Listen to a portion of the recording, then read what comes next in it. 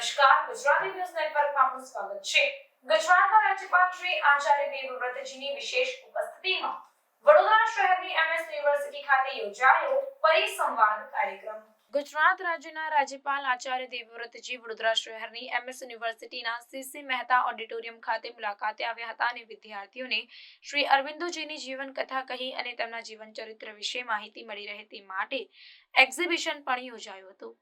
સાથે સાથે પુસ્તકનું પણ લોન્ચિંગ કરવામાં આવ્યું હતું। શ્રી અરવિંદો ઇવની 150મી જન્મ જયંતિ નિમિત્તે 1543 બરોડાની મહારાજા સયાજીરાવ યુનિવર્સિટી NAAC દ્વારા અધિકૃત ગ્રેડ A+ એવી બરોડાની મહારાજા સયાજીરાવ યુનિવર્સિટી શ્રી અરવિંદોજીની शैक्षणिक फिलोसॉफी पर राष्ट्रीय परिसंवाद योजायो। और पांडवों को गुरु द्रोण पढ़ाया करते थे और वो सारे भाई पढ़ने जाते थे उनके गुरुकुल में, और उस समय उनकी पढ़ाई का दर्शन यही था जो महर्षि अरविंद चाहते थे। वो लंबे लंबे पाठ एक ही दिन में नहीं पढ़ाते थे, वो एक ही पाठ देते थे। और क्या पाठ दिया? पहले दिन बच्चे गए पढ़ने के लिए, गुरुजी ने पाठ दिया, बेटो क्रोधान वर्जय, क्रोध नहीं करना चाहिए, क्रोध को त्याग दो, ये स्वास्थ्य के लिए, बुद्धि के लिए, जीवन के लिए हानिकारक है। और इस पाठ को याद करके लाना। अब छुट्टी की घंटी, जाओ अपने घर। चले गए। अगले दिन फिर आए स्कूल में। दूसरे दिन पाठ पढ़ाने से पहले गुरुजी का नियम था, पहला सुनो और दूसरा पढ़ाओ।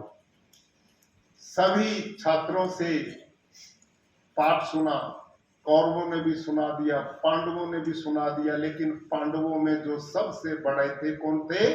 युधिष्ठिर। जब उनका नंबर आया तो नीचे गर्दन करके, मुंह लटका करके, हाथ जोड़ के खड़े हो गए, महाराज मुझे पाठ याद नहीं हुआ। गुरुजी ने कहा, इतना छोटा पाठ तेरे छोटे भाइयों ने पढ़ दिया, सुना दिया, सारों ने पाठ सुना दिया, ये एक दो चार शब्दों का पाठ याद नहीं हुआ तुम्हें? क्रोधान वर्जय।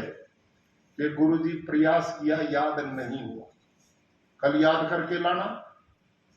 और दूसरों को पाठ दे दिया, सत्यम वद, सदा सत्य बोलना चाहिए। और फिर छुट्टी की घंटी बजा दी, सब चले गए। तीसरे दिन फिर स्कूल लगा, गुरुकुल लगा। गुरुजी ने पहला पाठ सुना, सबने सुना दिया। दूसरे दिन का एक बात को अच्छी तरह जानते हैं कि मनुष्य अपने आप में जब पैदा होता है तो वो बिल्कुल कोरे कागज की तरह पैदा होता है। दुनिया में जितने प्राणी हैं वो अपना स्वाभाविक ज्ञान लेकर के पैदा होते हैं, लेकिन मनुष्य धरती पर एक ऐसा प्राणी है जिसका ज्ञान प्रकट रूप में नहीं होता। उदाहरण के लिए, गाय एक बच्चे को जन्म देती है, आप पैदा होते उसके बच्चे को पानी के तालाब में छोड़ दो तो तैर करके पार हो जाएगा। आप बताओ, उस बच्चे को तैरना किसने सिखाया था? लेकिन आदमी के 60 साल के बुजुर्ग को तैरना ना सिखाओ, पानी में छोड़ दो तो डूब के मरेगा। होगा कि नहीं ऐसे? तो मनुष्य एक ऐसा प्राणी है जिसको कुछ सिखाया जाए तो ये सीख सकता है, और सीख ही नहीं सकता, दूसरों को भी सिखा सकता है और सीखने की पराकाष्ठा पर भी जा सकता है। और इसे कुछ ना सिखाया जाए तो ये कुछ भी नहीं सीख सकता, कुछ भी नहीं सीख सकता। अपने घरों में प्रयोग मत करना, नहीं तो वैसे ही रह जाएंगे। जंगल में एक गूंगी दाया के संपर्क में रखा। गूंगा आदमी ना बोल सकता ना सुन सकता है, तो उस गूंगी दाया को ट्रेनिंग दी गई थी कि बच्चे को पालना कैसे। तो उसके संरक्षण में जो बालक रखे गए, जन्मजात रखे गए, वो उनको दूध पिलाती थी, भोजन कराती थी, और उनको नहाना धुलाने का काम करती थी। वो बालक जब 7-8 वर्ष के हो गए तो मनोवैज्ञानिक वहां ले जाए गए और उन बच्चों पर परीक्षण कर पाए तो वो 0/0 थे। वो खा सकते थे, पी सकते थे, ना बोल सकते थे, ना वो सुनते तो थे, लेकिन क्या सुने, वो ऐसा वातावरण उनको दिया नहीं गया। और ऐसे उदाहरण इतिहास में बहुत मिलते हैं कि बिना सिखाए मनुष्य कुछ भी नहीं सीख सकता। हाँ, एक विशेषता, मनुष्य को जो सिखाया जाए वो सीख भी लेता है, और सीख ही नहीं लेता, उसमें अभिवृद्धि भी करता और दूसरे को भी ट्रेनिंग देता। पुलिस के लोग कुत्तों को ट्रेनिंग देते हैं, वो कुछ चीज सीख जाते हैं। जिस कुत्ते को ट्रेनिंग दी जाती वही सीख पाता, वो सीखा हुआ कुत्ता दूसरे कुत्ते को ट्रेनिंग नहीं दे सकता, आदमी दे सकता है।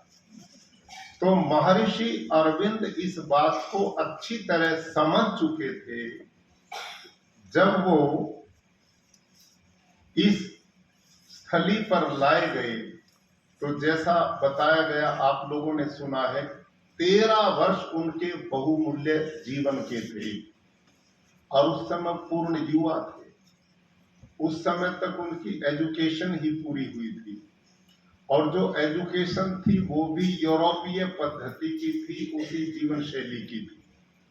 लेकिन जब वो इस विद्यानगरी में आए, महाराजा सयाजी राव के संपर्क में आए, और उस काल के उनके सहयोगी जितने भी यहाँ पर विद्वान थे, वो सामान्य लोग नहीं थे, वो चुन चुन के लाए हुए लोग थे, वो प्रतिभाओं से भरे हुए लोग थे, अपने अपने फील्ड के वो निष्णात थे। जब वो उनके संपर्क में आए तो भारत को जानने का सौभाग्य उनको इसी बड़ौदा की धरती पर हुआ। उससे पहले उनको भारतीय जीवन मूल्य, भारतीय वेद शास्त्र, भारतीय उपनिषद, भारत अरविंद घोष की 150वीं जन्म जयंती के उपलक्ष्य में उपस्थित आदरणीय राजमाता श्रीमती शुभांगिनी राजे गायकवाड़ जी, कुलाधिपति महाराजा सयाजीराव विश्वविद्यालय,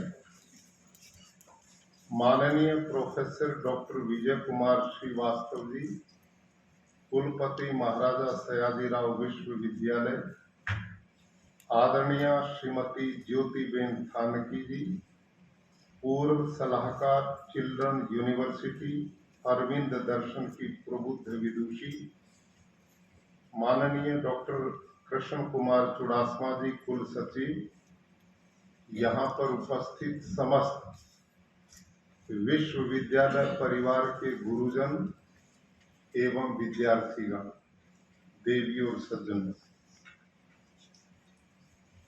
महाराजा सयाजीराव अपने काल के एक ऐसे महाराजा थे कि जो बहुत विद्या प्रेमी थे, बहुत प्रजापालक थे। अपने काल में उन्होंने जहां जो भी ऐसा विद्वान मिला कि जिसके द्वारा उनके राज्य के लोगों को लाभ हो सकता है, तो उनको वहीं से वो लेकर के आते थे, और पूरे भारतवर्ष में ऐसी प्रतिभाओं को चुनते थे कि जिससे उन्होंने इस बड़ौदा नगरी के लोगों का बहुत बड़ा कल्याण किया। मैं लगभग 3.25 वर्ष से गुजरात में हूँ और पूरे गुजरात में घूमता हूँ, गांव में जाता हूँ, नगरों में जाता हूँ, बड़ा प्रदेश है। लेकिन मैंने अनुभव किया है कि गुजरात बहुत अच्छा प्रदेश है, लोग बहुत अच्छे हैं, लेकिन बड़ौदा के लोग सबसे अच्छे हैं।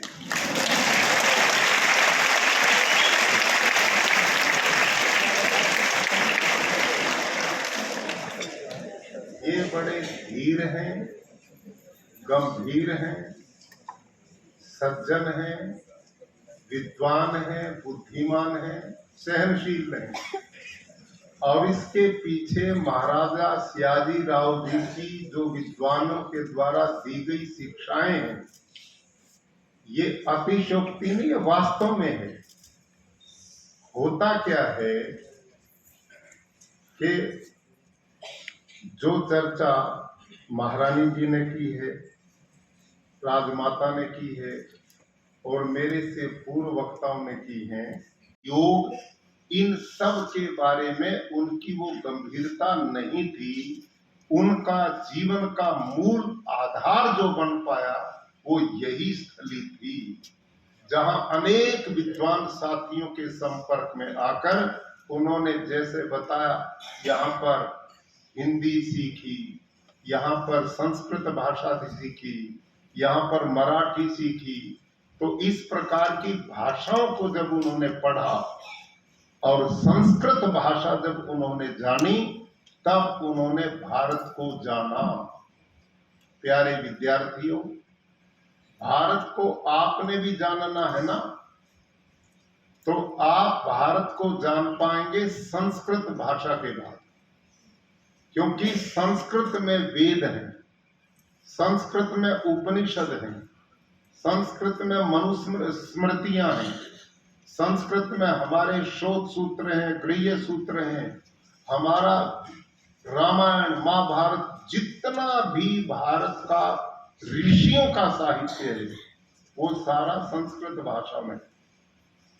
ये जो केवल अक्षर ज्ञान के द्वारा सामान्य नॉलेज प्राप्त करना, इसका नाम विद्या नहीं है, इसका नाम शिक्षा अरविंद नहीं मानते थे। आप जो पढ़ रहे हैं ये विद्या तो उन्होंने ब्रिटेन में पढ़ ली थी, यहाँ आकर के जो पढ़ा उसको वो शिक्षा मान करके चले, वो शिक्षा है। और शिक्षा के जो सूत्र अभी हमारी आदरणीय माता थानकी जी ने जो हमारे बीच में विस्तार से रखी हैं, वो लंबे अध्ययन के बाद उन्होंने सूत्र निकाला था कि एक बालक को किसी भी प्रकार का मानव बनाया जा सकता है। शिक्षा वो चीज है। हमारे यहाँ संस्कृत साहित्य में लिखा विद्या क्या है? सा विद्याया विमुक्तये।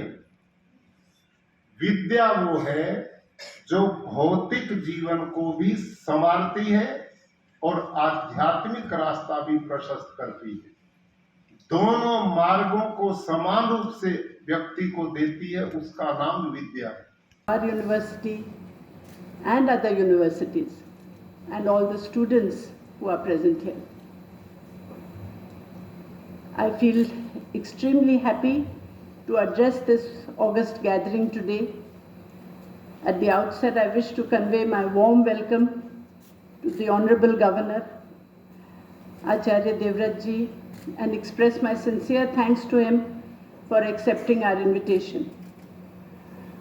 You have honored us by your presence, and your presence here at the inaugural function of the year-long celebration of 150 years of Sri Aurobindo has given us a lot of courage, honor, and respect to the great soul that we are honoring today. This event marks the beginning of a year-long commemoration of the 150th birth anniversary